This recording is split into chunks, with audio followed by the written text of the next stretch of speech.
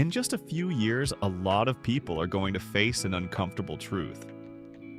Artificial intelligence is not going to replace every job, but it is going to transform some of them so fast that by the time you notice, the market will already have changed. And the most dangerous part is this. In most cases, AI does not start by eliminating entire professions. It starts by eliminating tasks, small tasks, repetitive tasks, predictable tasks, tasks that seemed safe only because nobody was paying attention to them. So the question is no longer whether AI will affect the job market. That is already happening. The real question is something else. Which part of your job will it hit first? Because there is a huge difference between a profession disappearing and a profession being compressed. Some will shrink, some will change drastically, and some, yes, will become stronger than ever. If you understand that now, you stop seeing AI as an abstract threat, and you start seeing it for what it really is, a brutal filter between those who adapt and those who get left behind. The first thing you need to understand is simple. AI does not replace human work by being smarter in the classic sense. It replaces what is easiest to automate. Anything that follows a pattern, anything that depends on repetition, anything with predictable outcomes, anything that can be learned from examples. That goes into the danger zone first. That is why the most exposed jobs usually share a few traits.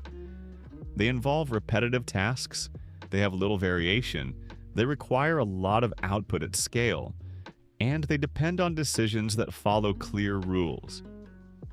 Basic customer support, information triage, generic writing, simple review work, literal translation, data organization, mechanical administrative tasks. All of that is already under pressure, but here's the important detail. It is not that these professions will disappear overnight. What usually happens is something else. Part of the work stops being needed, and one person using AI can do what used to require more people, more time, and more cost. In other words, the profession stays alive, but its structure changes. And when the structure changes, the number of jobs, the type of worker, and the pay also change. Now, here is the mistake a lot of people are making.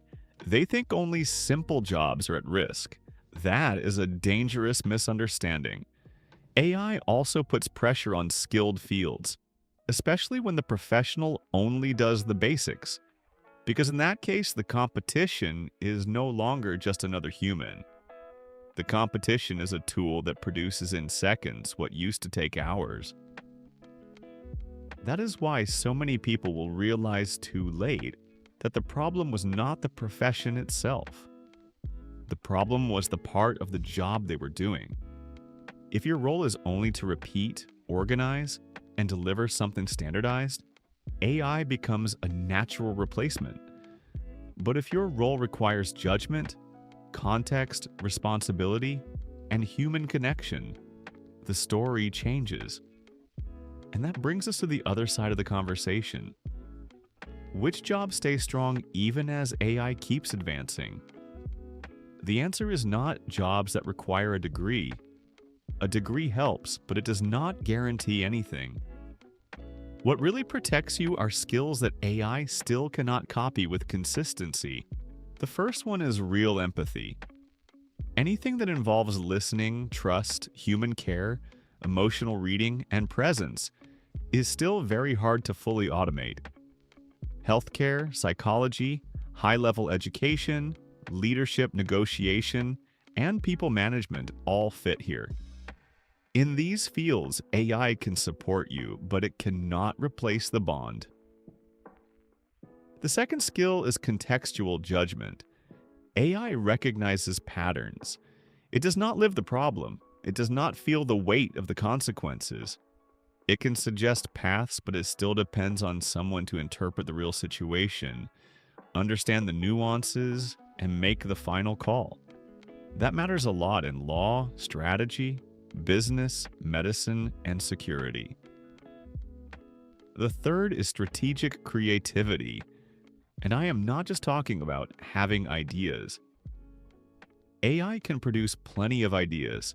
Human value is in deciding which idea actually makes sense, which one speaks to the right audience, which one solves a real problem, and which one has market timing. Creativity without direction becomes noise. Strategy is what turns creation into results. The fourth is responsibility. Whenever the cost of an error is high, the human still remains at the center. A machine can analyze, speed things up, compare, and summarize. But someone still has to answer for the impact, and that keeps many important professions from being fully replaced. Now there's an even bigger shift happening quietly. In the past, the advantage was knowing how to do the work. Today, more and more, the advantage is knowing how to do it better with AI. That changes everything. Because the market is not just rewarding people who know a field, it is rewarding people who can use AI as a competitive edge. People who research faster, who analyze better, who produce more consistently, who automate the boring parts and use the freed up time to think about what really matters. And that creates a new divide in the market. On one side, there are the people who keep working as if nothing changed. They keep repeating old processes. They do everything manually, they ignore the new tools, and they hope the market will preserve the old model. Those people will lose ground.